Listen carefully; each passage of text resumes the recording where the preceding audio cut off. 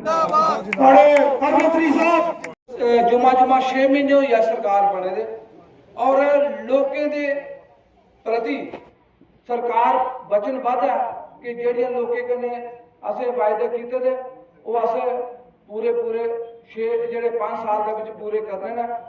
लोकें दा साथ चाहिदा, सहयोग चाहिदा और जेड़ी साडी लीडरशिप है वह बिल्कुल एक सक्षम है कि अस लोकें दे कम्म कराचै। साढ़े ग्रामीण लोकें दियां कोई ज़्यादा बड्डियां मुश्किलातां नहीं हैं।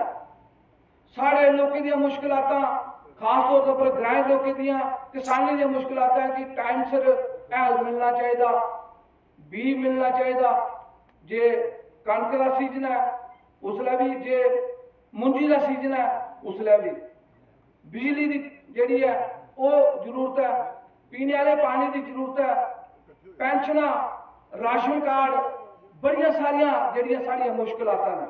प्रोग्राम है बलवीर सिंह जी और उनके साथी, बहुत सारे साथी, उन्होंने आज पीडीपी छोड़कर नेशनल कॉन्फ्रेंस का दामन थामा है, क्योंकि वो जानते हैं अगर जम्मू कश्मीर की कोई तरक्की कर सकता है तो वो नेशनल कॉन्फ्रेंस है। वो हमारे जो ऑनरेबल चीफ मिनिस्टर है उमर अब्दुल्ला साहब, जिस तरीके से वो काम कर रहे हैं, उनकी नीतियों से ये इम्प्रेस होकर आज नेशनल कॉन्फ्रेंस ज्वाइन कर रहे हैं। उनको अच्छे से देख लिया कि ये एक ग्राउंड लेवल के नेता हैं और हम इनको जिम्मेदारी देंगे यहाँ की, ये लोगों के मसले मसाइल जो हैं वो हल करेंगे। और इनसे एक और बात हमारी हुई है कि रामगढ़ में एक अपना ऑफिस खोलेंगे, जो लोग भी परेशान होंगे वो इनके पास रब्ता करें और ये आगे हमारे पास आएंगे, हाई कमांड के पास हम जाएंगे और उनका जो काम का हल मसला हम निकालेंगे। सर, जैसे डॉक्टर मेशी की ओर से कहा जा रहा था कि बहुत सारे ऐसे पद पर बैठे हुए हैं नेशनल कॉन्फ्रेंस के जिनके साथ यूथ तो नहीं है, लेकिन फिर भी वो कुर्सियां थामे हुए हैं, तो क्या लगता है चेंजेस होनी चाहिए? हमें ऐसा लगता नहीं है, अगर उनको लगता है वो बताएं जो काम नहीं कर रहा है, हम उनको जरूर चेंज करेंगे, क्योंकि यहाँ पर उसी की वैल्यू है। लीडर वही होता है जिसके साथ लोग होते हैं। कुछ लोग होंगे इसीलिए उनकी ओर से कहा गया। अगर कुछ ऐसे होंगे तो हम अभी चेंजेस चल रही हैं उसमें उनको जरूर चेंज करेंगे। बिल्कुल अस उस जमात कन्नै जुड़े दे जिस जमात की 3 पीढ़ियां चलाते हुए अगे चलदी आवा दियां ने। अज भी लोकें विच जिसले अस जन्ने आ ते लोग शेख साहब कोला लेइए उमर साहब तक जिक्र करते हैं। अगर कोई इंटरनेशनल लीडर आया तो साड़ा डॉक्टर फरूक साहब ने। ये साथियों बड़ी बड़ी गल है, लोग लीडर दे होंदे ने, स्टेट लेवल दे होंदे ने, नेशनल लेवल दे होंदे ने, अगर इंटरनेशनल लीडर है तो डॉक्टर फरूक साहब ने। साढ़े जोरदार ताड़ियां होनी चाहिए।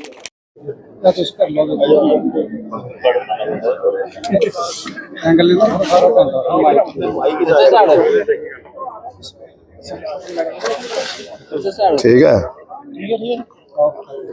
जी सर, बताइए जिस तरह से आज जो है कुछ लोग यहाँ पर पीडीपी के लोगों ने ज्वाइन किया है, किस तरह से देखे? आज हमने यहाँ एक पब्लिक मीटिंग रखी थी।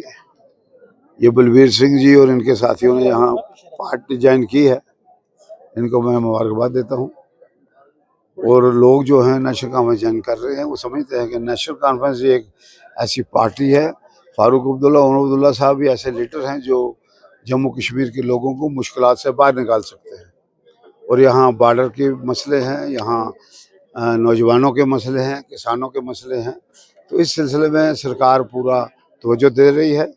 और एक मैं पूरे देश के लोगों को, खासकर जम्मू कश्मीर के लोगों को मुबारकबाद देता हूँ कि सब ने इकट्ठे होकर दहशतगर्दी के खिलाफ जो फैसला किया है, इसके लिए हम सारे लोगों को मुबारकबाद देते हैं। और इसके साथ साथ जो ऑपरेशन सिंदूर के दौरान जो यहाँ लोगों ने हिम्मत और उत्साह का एक जज्बा दिखाया, पूरे देश के लोगों ने इकट्ठे होकर पाकिस्तान का मुकाबला किया, इसके लिए भी हम लोगों को मुबारकबाद देते हैं। और फौज को, खासकर एयरफोर्स को, जिन्होंने पाकिस्तान के जितने भी मिसाइल आ रहे थे उनका बड़ी बहादुरी के साथ मुकाबला किया। और बीजेपी से मैं एक प्रार्थना करना चाहता हूं कि मेहरबानी करके इसको पोलिटिसाइज न करें। वो इसको पोलिटिसाइज करने की कोशिश कर रहे हैं। अब लोगों के घरों में सिंदूर भेजना शुरू कर दिया है। बड़े दुख की बात है, अफसोस की बात है कि सिंदूर के साथ हमारी माताओं बहनों की आस्था जुड़ी हुई है। सिंदूर जो है वो माताओं और बहनों को सिंदूर डालने का एक उसके खामद को, उसके पति को हक है, किसी और को हक नहीं है। मगर बदकिस्मती है कि बीजेपी इसमें भी सियासत चला रही है और घरों में सिंदूर भेज रही है। बीजेपी को इससे थोड़ा सा गुरेज करना चाहिए, आस्था को ठेस ना पहुँचे इसके लिए गुरेज करना चाहिए। और मैं आपको फिर ये कहना चाहता हूँ कि जिस ढंग से उमर अब्दुल्ला साहब ने पहलगाम के हादसे के बाद, बदकिस्मत हादसा, जितनी निंदा की जाए कम है, और ऑपरेशन सिंदूर से पहले और बाद में जो रोल अदा किया वो भी सराहना योग है। उनकी सरकार ने जो रोल अदा किया वो सराहना योग है। और मुझे उम्मीद है कि इस चीज़ से सरकार में और लोगों में एक रिश्ता मजबूत हुआ है, एक एहसास मजबूत हुआ है कि मुश्किल की घड़ी में सरकार हमारे साथ है, चीफ मिनिस्टर हमारे साथ हैं। और इसी तरह हमें चाहिए कि हम ये लोगों का साथ जो है वो सरकार देती रहे और लोग जो हैं उमर अब्दुल्ला साहब की सरकार का साथ देते रहे। आरएस पठानिया जी की ओर से एक विवादित बयान दिया गया, उसके बारे में आप क्या कहेंगे? सारे बयानों का एक ही जवाब है कि हम आर्मी को, एयरफोर्स को, पैरामिलिट्री फोर्सेस को सैल्यूट करते हैं कि जिस ढंग से उन्होंने किया। अब बीजेपी कोई और सोच है तो मैं उस पर क्या बयान दूं। मेरा जो बयान वो ये है कि हम आर्मी को, जो एयरफोर्स है या बाकी पैरामिलिट्री फोर्सेस हैं, उनको हम सैल्यूट करते हैं कि उन्होंने जिस बहादुरी से इसका मुकाबला किया। सर, बिश्नाह कॉन्स्टिट्यूंसी की अगर हम बात करें, कुछ दिन पहले सोंगली के इलाके में एक विधायक एक दिन पहले आता है, दूसरे दिन लाठीचार्ज पुलिस की ओर से तहसीलदार के कहने पर ऑर्डर किया जाता है, बुजुर्ग महिलाओं की टांगे तोड़ दी जाती हैं, तो उसके बारे में क्या कहना होगा आपका? अब लोगों ने बीजेपी को वोट दिया है, उन्होंने यही कुछ करना है, क्योंकि वो कहते हैं हमारी डोगरी में उछाछा कटोरा लब्बा पानी पी पी आफरिया।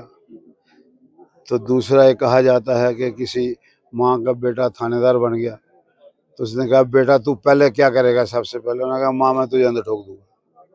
तो इसलिए ये सारी बातें आगे ही कहावतें बनी हैं, हमें कहने की जरूरत नहीं है।